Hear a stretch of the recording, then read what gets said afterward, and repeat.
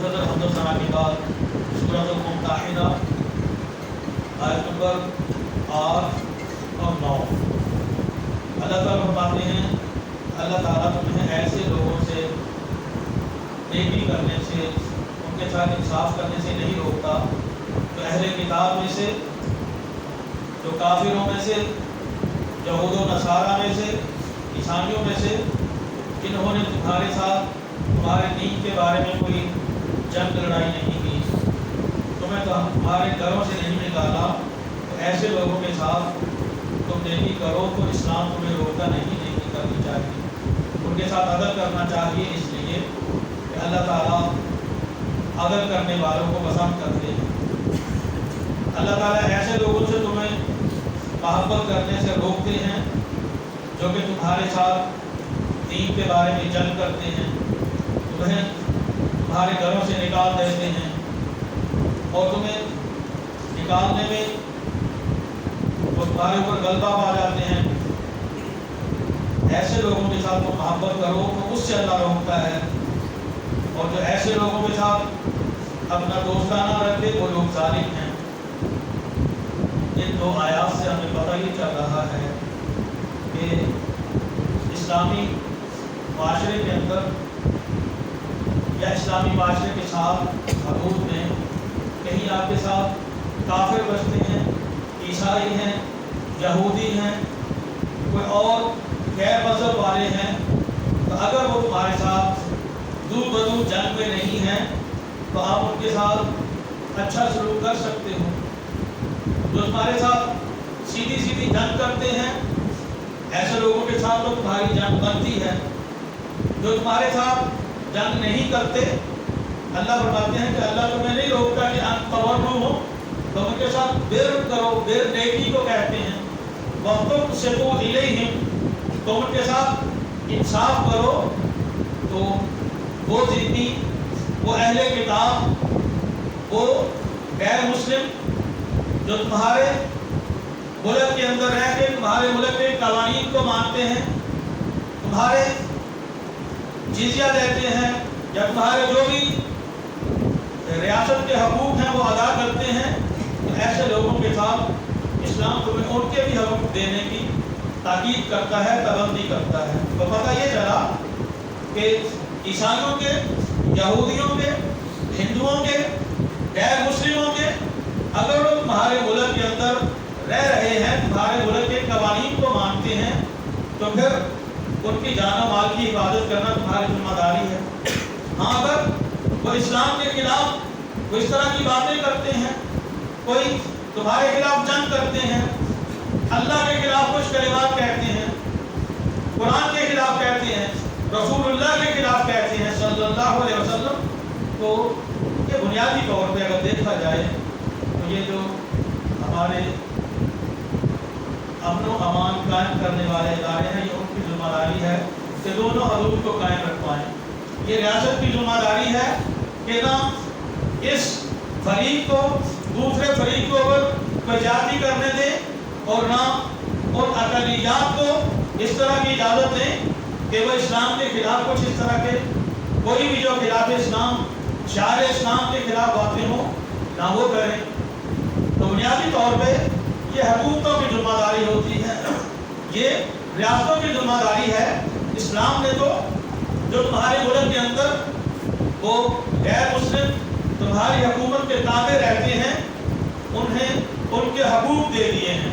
अल्लाह ने यहाँ पर फरमा दिया कि जो तो तुम्हारे साथ अमन सबूर के साथ रहते हैं, तुम्हारे कवानीन को मानते हैं, तो तुम उनके साथ नेकी भी करो, तुम उनके साथ आदल भी करो। हाँ, जो तुम्हारे साथ जंग करते हैं उनसे तो बदला ले सकते हो। सूरह तौबा आयत नंबर 6 और 7 में अल्लाह ताला ने फरमाया, व इन अहदु मिनल मुश्रिकीन इस्तजारका फअजिरहु हत्ता यस्मअ कलाम अल्लाह। अगर कोई मुश्रिकीन में से, यहूदियों में से, ईसाइयों में से कोई तुम्हारे पास आकर पनाह लेता है, तो आप उनको पनाह दे दो, वो अल्लाह का कलाम सुने। उसके बाद अगर वो जाना चाहता है तो अपनी महफूज जगह, जिस भी जगह वो निकलना चाहता है, जब तक वो तुम्हारे साथ पनाह लेके, तुम्हारे साथ आकद करके, एग्रीमेंट करके, वादा करके तुम्हारे زیر اثر رہ رہا ہے، تمہارے ملک کے اندر داخل ہو گیا ہے، تو تم ان کے اس عہد کو پورا کرو. ثم ابلغهما امانه، پھر وہ اپنی آگے اگلی منزل کو، وہ اپنی امن والی جگہ پہ کسی بھی اور علاقے کی طرف نکلنا چاہتا ہے تو چلا جائے، کوئی بات نہیں. لیکن اگر وہ تمہارے ساتھ ایک ایگریمنٹ کے تحت وہ تمہارے علاقے میں داخل ہو گیا ہے، تو جب تک وہ اس ایگریمنٹ کو توڑتا نہیں، اس عہد کو خلاف ورزی نہیں کرتا، تو تم اس کی حفاظت کرو. اور اس سے اگلی آیت سورہ توبہ کی آیت نمبر 7 میں اللہ تعالیٰ نے فرمایا فَمَسْتَقَامُوا لَكُمْ فَاسْتَقِيمُوا لَهُمْ، جب تک وہ تمہارے ساتھ سیدھے رہیں تم بھی ان کے ساتھ سیدھے رہو. تو پتہ یہ چلا کہ وہ غیر مسلم جو تمہارے ساتھ تمہارے ملک کے اندر وہ سیدھا رہ کے چل رہے ہیں، وہ تمہارے اسٹیٹ کے خلاف، تمہارے شریعت کے خلاف، تمہاری جان اور مال کے خلاف کوئی اس طرح کی کاروائیاں نہیں کرتے. فَمَسْتَقَامُوا لَكُمْ فَاسْتَقِيمُوا لَهُمْ، جب تک وہ تمہارے ساتھ سیدھے چل رہے ہیں تم بھی ان کے ساتھ سیدھے چلتے رہو، اس لیے کہ تمہارا ان کے ساتھ ایک عہد ہے. سورۃ المائدہ کی آیت نمبر 42 میں اللہ تعالیٰ نے فرمایا سَمَّاعُونَ لِلْكَذِبِ أَكَّالُونَ لِلسُّحْتِ، یہودی اللہ کو بہت ہی ناپسند ہے، اہل ایمان کو بہت ہی ناپسند ہے. اور پھر ان کے فرمایا کہ وہ جھوٹ کے بہت ہی زیادہ سننے والے ہیں. أَكَّالُونَ لِلسُّحْتِ، یہ فرمایا کہ وہ حرام کھاتے ہیں، فرمایا کہ بہت ہی زیادہ حرام کھانے والے ہیں. أَكَّالُونَ، انتہائی زیادہ حرام ہی حرام کھاتے ہیں. لیکن اس کے باوجود وَإِن جَاءُوكَ فَاحْكُم بَيْنَهُمْ أَوْ أَعْرِضْ عَنْهُمْ، حضور اگر آپ یہودی آپ کے پاس آ جائیں اور آپ سے کوئی فیصلہ کروانا چاہیں تو آپ کی مرضی ہے، فیصلہ آپ کا کیس لے لیں یا اس کو واپس کر دیں. وَإِن حَكَمْتَ فَاحْكُم بَيْنَهُم بِالْقِسْطِ، ہاں اگر آپ نے ان کا کیس لے لیا تو حضور آپ عدل کے ساتھ ان کا فیصلہ کیجئے. إِنَّ اللَّهَ يُحِبُّ الْمُقْسِطِينَ، اس لیے کہ اللہ تعالیٰ انصاف کرنے والوں کو پسند کرتا ہے. تو یہاں ہمیں اس آیت سے یہ پتہ چلا کہ اگر کوئی یہودی، کوئی عیسائی مسلمانوں کے پاس کوئی کیس لے کے آتا ہے تو اس کیس کا بھی عدل کے ساتھ فیصلہ کرنا ہے. اگر کسی مسلمان نے ایک غیر مسلم کے اوپر زیادتی کی ہے تو کیس میں ہم نے یہ نہیں دیکھنا کہ ایک طرف یہودی ہے، ایک طرف مسلمان ہے، ایک طرف غیر مسلم ہے، ایک طرف مسلمان ہے. ہم نے مسلمان کے بلنے میں اپنا وزن نہیں ڈالنا، بلکہ اسلام تو ہمیں عدل دیتا ہے. حضرت عمر فاروق رضی اللہ تعالیٰ عنہ اپنے دور خلافت میں ایک دیوار کے سائے میں سوئے ہوئے، باہر سے آنے والے وہ کوئی وفد، کوئی ایران کا وفد جو اس وقت فارس وہ فتح ہو گیا تھا، اس کو مسلمانوں نے فتح کر لیا. دیکھنے آئے کہ مسلمانوں کی طاقت کا راز کیا ہے. تو آئے، مدینہ کو دیکھا، امیر المومنین کہاں ہیں، خلیفۃ المسلمین کہاں ہیں. وہ دیکھا کہ دیوار کے سائے میں سوئے ہوئے ہیں. انہوں نے کہا کہ عدل کا فعدل کا، آپ نے عدل کیا ہے تو امن کے ساتھ دیوار کے ساتھ لگے سوئے ہوئے ہیں. کیونکہ آپ عدل کر رہے ہیں، جو عدل کرتا ہے تو ہر طرف امن ہے، سکون ہے. تو اسلام تو سلامتی کا دین ہے، اسلام امن کا دین ہے. اللہ تعالیٰ نے سورہ مائدہ کی آیت نمبر 8 میں فرمایا یا ایھا الذین آمنوا کونوا قوامین للہ شہداء بالقسط، اے ایمان والو اللہ کے لیے بالکل دین کے اوپر قائم ہونے والے اور عدل کے ساتھ کھڑے ہونے والے بن جائیں. ولا یجرمنکم شنآن قوم علی الا تعدلوا، کسی قوم کی دشمنی تمہیں عدل سے نہ روک دے. اس لیے ایک جھگڑا آپ کی برادری کا اور دوسری برادری کا جھگڑا ہو گیا ہے. اب چونکہ وہ اور برادری ہے، وہ اور قبیلہ ہے، دوسری چودھری ہے اور جٹ میں دوسری ایج ہے، وہ دوسرے ہیں. کسی قوم کی دوسری قوم کے ساتھ مخاصمت چلتی ہے، جھگڑا ہے. جب کوئی کیس آ جاتا ہے تو آپ نے یہ نہیں دیکھنا کیا ساڑھے وینڈر ہے، کیا ساڑھی برادری ہے. فرمایا کہ ولا یجرمنکم شنآن قوم، کسی قوم کی دشمنی تمہیں عدل سے نہ روک دے. اعدلوا، عدل کرو. هو اقرب للتقوى، وہ تقوی کے قریب تر ہے. واتقوا اللہ، اور اللہ سے ڈر جاؤ. ان اللہ خبیر بما تعملون، جو تم عمل کر رہے ہو اللہ کو وہ سارے کا سارا پتہ ہے. سورۃ العنکبوت اس میں آیت نمبر 46 میں اللہ تعالیٰ نے فرمایا وَلَا تُجَادِلُوا أَهْلَ الْكِتَابِ इल्ला बिल्लती हिय अहसन इल्ला अल्लज़ीना ज़लमू मिनहुम, कि अहले किताब यहूदी और ईसाई, उनके साथ आपने जब कोई दलील की भी बात करनी है तो ये नहीं कि आपने हमेशा तलवार के साथ ही बात करनी है, ये नहीं कि गन पॉइंट में ही आपने बात करनी है। वला तुनाज़िरू अहलल किताबी इल्ला बिल्लती हिय अहसन, आपने अहले किताब के साथ बात करनी है, दलील देनी है तो अच्छे अंदाज के साथ बात कर सकते हैं। अच्छे अंदाज के साथ वो यहूदी जो मुसलमानों के दुश्मन हैं, वो ईसाई जो इस्लाम के दुश्मन हैं, इसके बावजूद कहा जा रहा है कि तुमने उनके साथ भी बात करनी है तो तुमने अच्छे तरीके के साथ बात करनी है। अल्लाह ताला ने हज़रत मूसा अलैहिस्सलाम को, हज़रत हारून अलैहिस्सलाम को, दोनों भाइयों को भेजा फिरौन के पास कि जाओ उसको जाकर अल्लाह की दावत दे दो। अब फिरौन कौन है? सबको पता है कि वो अपने आप को कहता है कि अना रब्बुकुमुल आला, ये नहीं कहता कि मैं भी रब हूँ, कहता है कि मैं सबसे बड़ा रब हूँ।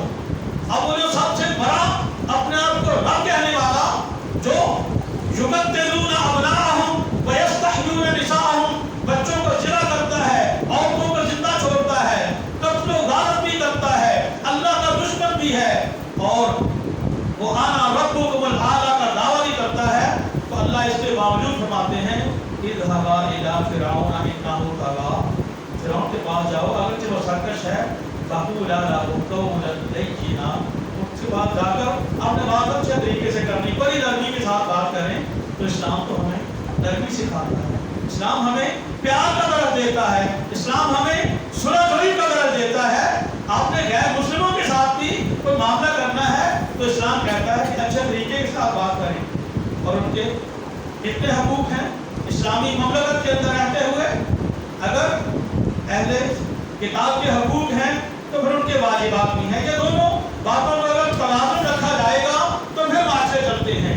अगर कोई एक ग्रोह इधर वाला या दूसरे वाला ग्रोह अगर एक का हदूद में दाखिल हो जाएगा, वो इनकी हदूद में दाखिल हो जाएगा, तो फिर माशरे के अंदर कत्ल-ओ-गारत होती है, फिर फसादात होते हैं।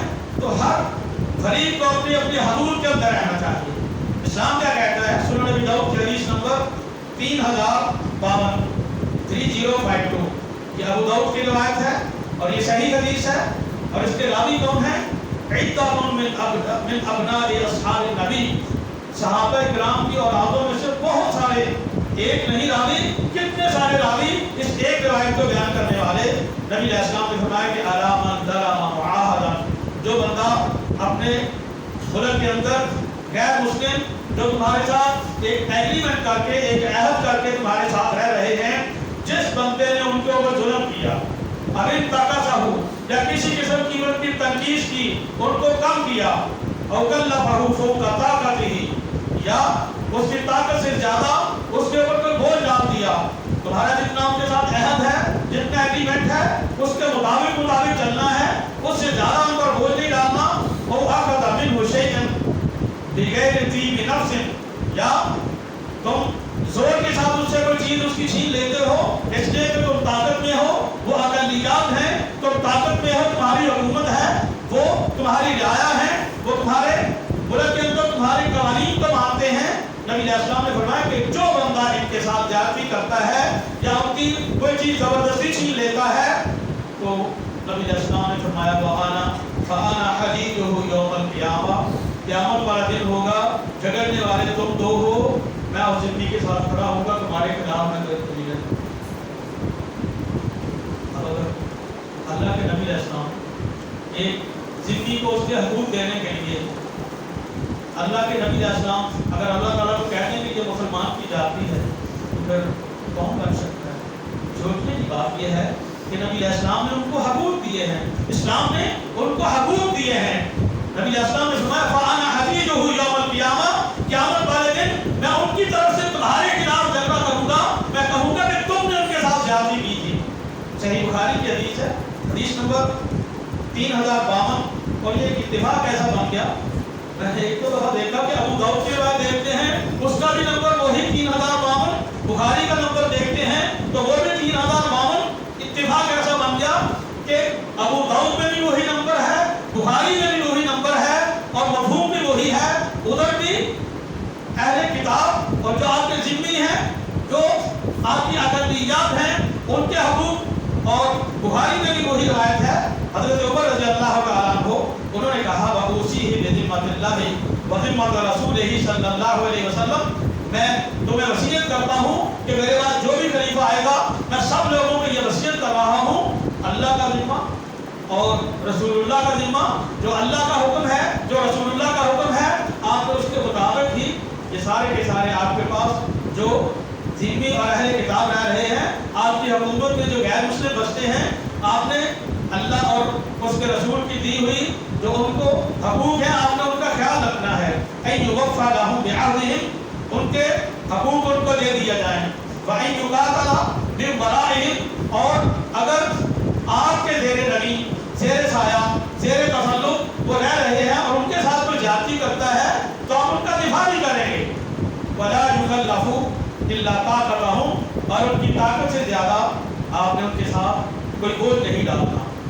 صحیح بخاری میں حدیث نمبر 3166 3166، حضرت عبداللہ ابن عمر رضی اللہ تعالیٰ عنہ اس روایت کے راوی ہیں، نبی علیہ السلام نے فرمایا من قتل معاہدا لم یرح رائحۃ الجنہ، جو بندہ کسی ذمہ کو اہل کتاب کو وہ غیر مسلم جو تمہارے علاقے میں تمہارے مسلمانوں کے ملک میں رہ رہا ہے تمہارے قوانین کے وہ تابع ہے، جس بندے نے زیادتی کر کے اس کو قتل کیا وہ بندہ جنت کی خوشبو نہیں پائے گا، وَإِنَّ رِيحَهَا تُوجَدُ مِن مَسِيرَةٍ 40 عاما، نبی علیہ السلام نے فرمایا کہ جنت کی خوشبو بندہ اس سے 40 سال دور ہوگا تو اتنی دوری سے جنت کی خوشبو آتی رہے گی، آنی شروع ہو جائے گی، لیکن جس بندے نے کسی اپنے معاہد کو، جس نے کسی تمہارے مسلمانوں کے ملک کے اندر رہنے والے جو اقلیات ہیں اس کو ناجائز کسی نے مارا، ناجائز قتل کیا، تو نبی علیہ السلام نے فرمایا کہ جہاں جنت کی خوشبو 40 سال کی مسافت سے آتی ہے اس بندے کو خوشبو بھی نہیں آئے گی۔ بندہ اللہ تعالیٰ معاف کرے، اللہ تعالیٰ محفوظ رکھے، اگر وہ جنت کی دیوار سے باہر جہنم اس کو پھینک دیا جائے تو نام تو اس کا بھی خراب ہوگا۔ ایک بندہ جنت سے 40 سال دور کر دیا گیا جس سے اس کی خوشبو نہیں آ رہی، تو یہ سوچنے کی بات ہے کہ کتنی بڑی بدنصیبی ہے اور کتنا بڑا ظلم یہ بندہ کر رہا ہے، جس کے بارے میں اللہ کے نبی علیہ السلام نے یہ فرمایا۔ اور صحیح الجامع میں ایک صحیح روایت ہے، نبی علیہ السلام نے فرمایا من قتل نفسا معاہدۃ بغیر حلها حرم اللہ علیہ الجنۃ ان یشم ریحها، جس بندے نے اپنے وہ جو اقلیات ان کے ساتھ رہ رہی ہیں، جو اہل کتاب جو غیر مسلم تمہارے مسلمانوں کے قوانین کو مانتے ہوئے تمہارے ساتھ رہ رہے ہیں، فرمایا کہ جس بندے نے ناجائز طور پر ان کو مارا، ان کو قتل کیا، اللہ نے حرام کر دیا ہے کہ وہ جنت کی خوشبو بھی نہیں لے سکتے۔ اور اسلام کو دیکھا جائے تو غیر مسلموں کو بالکل پورے حقوق دیتا ہے اور ساتھ ان کے اوپر کچھ ذمہ داریاں بھی ڈالتا ہے۔ تو نبی علیہ السلام نے ایک فوت ہوا یہودی، اس کا جنازہ جا رہا تھا، وہ کافر بھی ہے، وہ غیر مسلم بھی ہے اور وہ یہودی بھی ہے، اس کا جنازہ آیا تو نبی علیہ السلام اٹھ کے کھڑے ہو گئے۔ اب جنازے کے لیے مسئلہ یہ ہے کہ آپ کھڑے ہو جاتے ہیں تو مستحب ہے کھڑے ہو جائیں، کسی کا بھی جنازہ جا رہا ہے، آپ بیٹھے ہیں دکان پہ ہیں کہیں بھی ہیں، آپ کھڑے ہو جائیں، جنازہ گزر جائے تو آپ بیٹھ جائیں، لیکن اگر کوئی بندہ نہیں بھی کھڑا ہوتا تو کھڑا ہونا واجب نہیں ہے۔ صحیح بخاری کی حدیث نمبر 1312، حضرت سہل بن حنیف، حضرت قیس بن سعد رضی اللہ عنہما، یہ دونوں کے دونوں صحابہ کرام یہ قادسیہ میں موجود تھے، فمروا علیہما بجنازۃ، ان کے پاس ایک جنازہ گزرا تو وہ دونوں کھڑے ہو گئے، اور وہ قادسیہ والے لوگ وہ جو مسلمانوں کے حکومت کے اندر مفدول آتا تھا، قادسیہ بھی مسلمانوں کا ہو چکا تھا، یہ صحابہ کرام ان کے پاس سے جب وہ جنازہ گزرا تو کھڑے ہو گئے، تو اس زمین والوں نے، قادسیہ والے دوسرے لوگوں نے کہا کہ انہا من اہل الارض اے من اہل الذمہ، یہ تو ذمہ ہے، یہ تو مسلمان ہی نہیں ہے جس کا جنازہ گزرا ہے۔ تو وہ کہتے ہیں کہ اصل میں بات یہ ہے کہ نبی علیہ السلام کے پاس سے ایک جنازہ گزرا تھا، تو نبی علیہ السلام اس کے لیے کھڑے ہو گئے. وقیل انہا جنازۃ یہودی وقال الیست نفسا. نبی علیہ السلام کو کہا گیا کہ حضور یہ تو ایک یہودی کا جنازہ ہے, یہ تو یہودی کو لے کے جا رہے تھے. تو آپ نے فرمایا کہ یہ انسان تو ہے, تو اس کا غیر مسلم ہونا وہ اپنی جگہ پہ ہے, لیکن اسلام سے احترام کتنا دیتا ہے. صحیح بخاری کی حدیث نمبر 1365 میں حضرت انس بن مالک رضی اللہ تعالیٰ عنہ بیان کرتے ہیں کہ یہودی بچہ وہ نبی علیہ السلام کی خدمت کیا کرتا تھا. وہ بیمار ہو گیا تو نبی علیہ السلام اس یہودی بچے کی بیمارداری کے لیے, بیمار کرسی کے لیے چلے گئے. جب وہ نبی علیہ السلام اس کے پاس پہنچے, نبی علیہ السلام اس کے ساتھ کی طرف کھڑے ہو گئے, اسے کچھ دین کی دعوت دے رہے ہیں.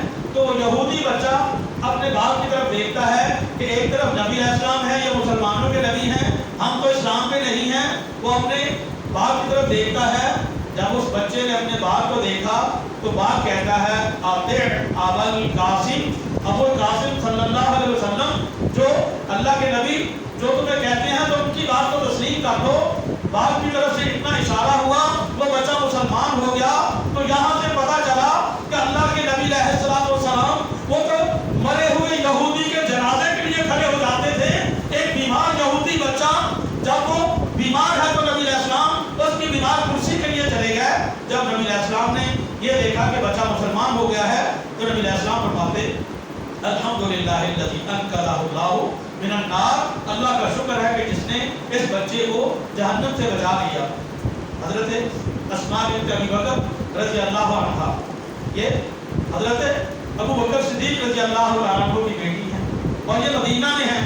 صحیح بخاری کی حدیث نمبر 2620 ہے. وہ کہتی ہیں کہ ہم مدینہ میں تھے, پیچھے سے میری والدہ جو کہ مشرکہ تھی, جو کہ اسلام پر نہیں تھی, وہ میرے پاس آئی. اب وہ والدہ غیر مسلم ہے, میرے پاس آئی تو میں نے نبی علیہ السلام سے پوچھا کہ حضور میری والدہ آئی ہے, اسلام پر نہیں ہے, کیا میں اس کے ساتھ نیکی کر سکتی ہوں؟ تو نبی علیہ السلام نے فرمایا کہ سیلی امہ کی اپنی والدہ کے ساتھ تم نیکی کرو, اگرچہ غیر مسلم ہی والدہ ہے, غیر مسلم ہی والدین ہیں, تو اسلام کہتا ہے کہ ان کے ساتھ بھی اچھا سلوک کرنا ہے. سورہ لقمان کی آیت نمبر 15 میں اللہ تعالیٰ نے فرمایا وَإِن جَاهَدَاكَ عَلَىٰ أَن تُشْرِكَ بِي مَا لَيْسَ لَكَ بِهِ عِلْمٌ فَلَا تُطِعْهُمَا. اگر تیرے والدین کافر ہیں, مشرک ہیں, اگر تیرے والدین تجھے یہ کہتے ہیں کہ تو اللہ کے ساتھ شرک کر, تو نے ان کی وہ بات نہیں ماننی. وَصَاحِبْهُمَا فِي الدُّنْيَا مَعْرُوفًا, اور دنیا کے اندر تو ان کے ساتھ اچھا سلوک ضرور کر. تو پتہ یہ چلا اسلام تو اقلیات کو بھی حقوق دیتا ہے, غیر مسلموں کو بھی حقوق دیتا ہے, فوت شدگان کو بھی دیتا ہے, زندہ کو بھی دیتا ہے, یہاں تک کہ اگر والدین کسی کے مسلمان نہیں ہیں تو پھر بھی اسلام کہتا ہے کہ ان کے ساتھ آپ نے نیکی رکھنی ہے. اور سورہ الانعام کی آیت نمبر 108 وَلَا تَسُبُّوا الَّذِينَ يَدْعُونَ مِن دُونِ اللَّهِ فَيَسُبُّوا اللَّهَ عَدْوًا بِغَيْرِ عِلْمٍ. اللہ نے تو یہاں تک روک دیا کہ ایک دین پہ آپ ہو, دوسرے دین پہ دوسرے لوگ ہیں, تو جو ان کے الہ ہیں, جن کی وہ پوجا کرتے ہیں, تو ان کو گالی بھی نہ دو, اس لیے کہ تم سچے بھی ہو. وہ جھوٹوں کے خداؤں کو, ان کے الہوں کو تم گالیاں دو گے, وہ تمہارے سچے الہ کو گالیاں دے دیں گے. تو اسلام تو سلامتی کا درجہ دیتا ہے. اسلام تو یہ بھی نہیں کہتا کہ جو ان کا بڑا ہے اس کے خلاف کوئی اس طرح کے کلمات کہیں. تو کسی بھی اہل مذہب کا کوئی بھی بڑا ہے جس کی وہ پوجا کرتے ہیں, جس کو مانتے ہیں, تو اسلام تو اس کو بھی گالی دینے سے روکتا ہے.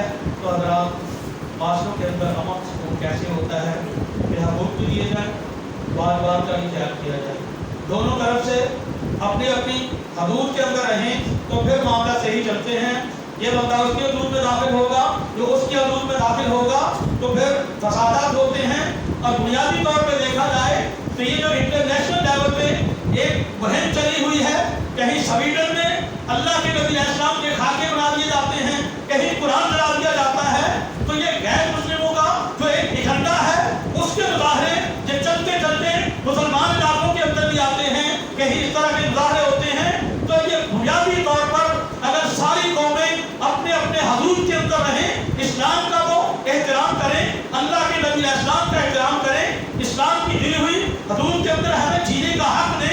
تو پھر معاشروں کے اندر استحکام آتا ہے، امن آتا ہے۔ اگر وہاں سے اس طرح کے حالات ہوں گے، اور پھر یہ بھی ہوتا ہے، ہم نے بھی دیکھا ہے، آپ نے بھی دیکھا ہے کہ کوئی لوگ یہاں پہ اسلام کے خلاف بات کرتے ہیں، ان کو یہ ہوتا ہے کہ ہمیں وہاں کا کسی دوسرے ملک کا ویزا مل جائے گا۔ ہوتا بھی ایسے ہے کہ وہ یہاں اس طرح کی حرکت کرتے ہیں، اگلے دن وہ برطانیہ پہنچے ہوتے ہیں، اگلے دن وہ تیسرے کسی ملک میں پہنچے ہوتے ہیں۔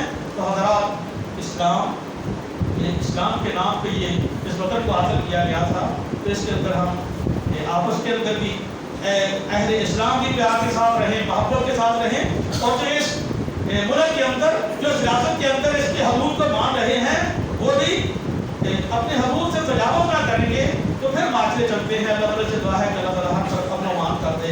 وہ آخر دعوانا الحمدللہ رب العالمین۔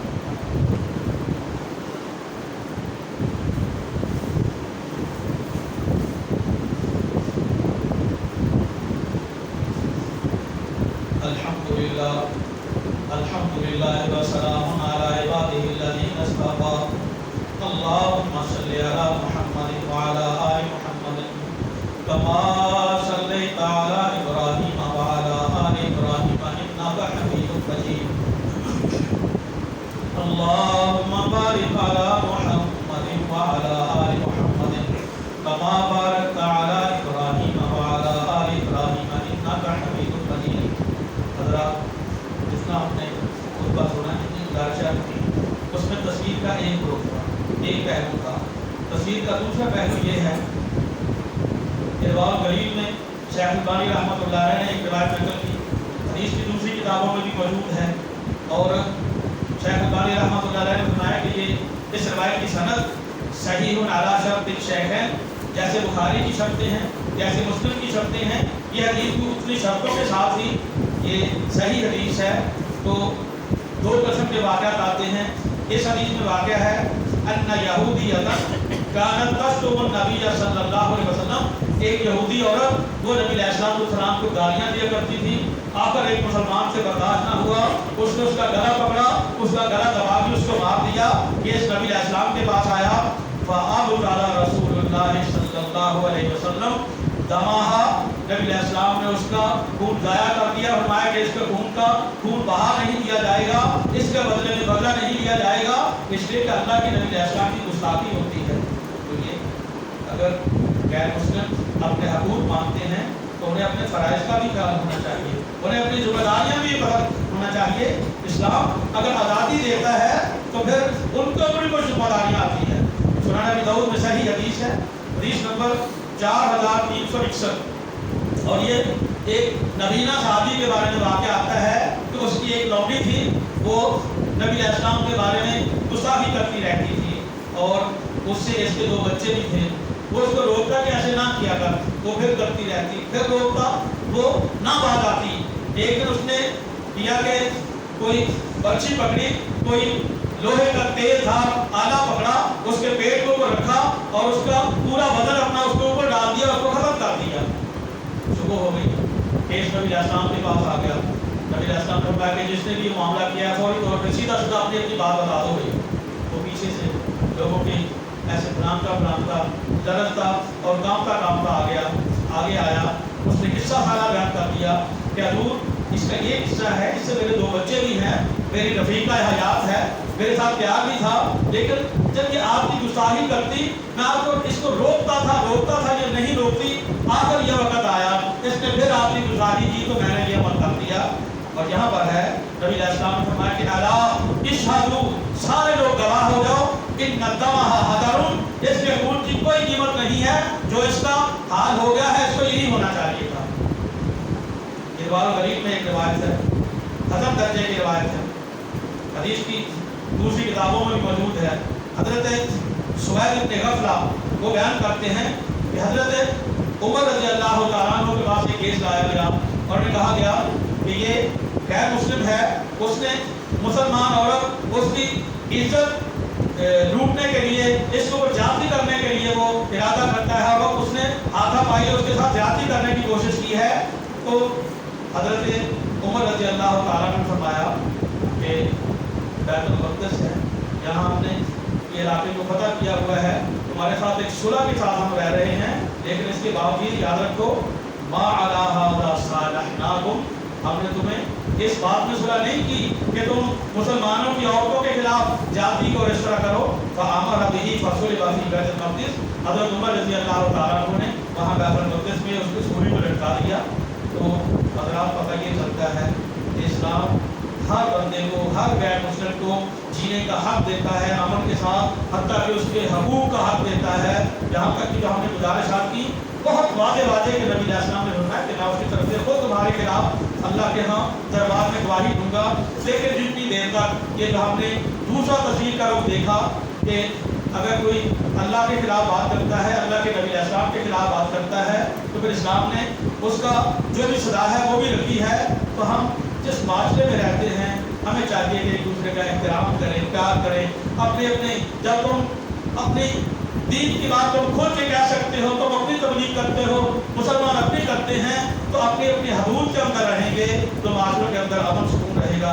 اللہ تعالیٰ سے دعا ہے کہ اللہ تعالیٰ ہمیں ہمارے ملک کے اندر بھی امن سکون کر دے، ہمیں پیار کے ساتھ، احترام کے ساتھ، محبت کے ساتھ رہنے کی توفیق عطا فرمائے. اللهم انصر من نصر دين محمد صلى الله عليه وسلم واجعلنا منهم، واخذل من خذل دين محمد صلى الله عليه وسلم ولا تجعلنا منهم.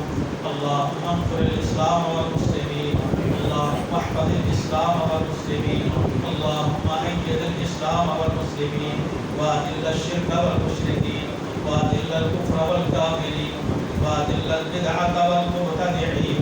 اللهم دبر ديارهم وخرب بنيانهم وأنزل بهم بأسك الذي لا ترده عن القوم المجرمين. تعالوا عباد الله رحمكم الله، إن الله يأمر بالعدل والإحسان وإيتاء ذي القربى وينهى عن الفحشاء والمنكر والبغي يعظكم لعلكم تذكرون. سبحان ربك رب العزة عما يصفون وسلام على المرسلين والحمد لله رب العالمين.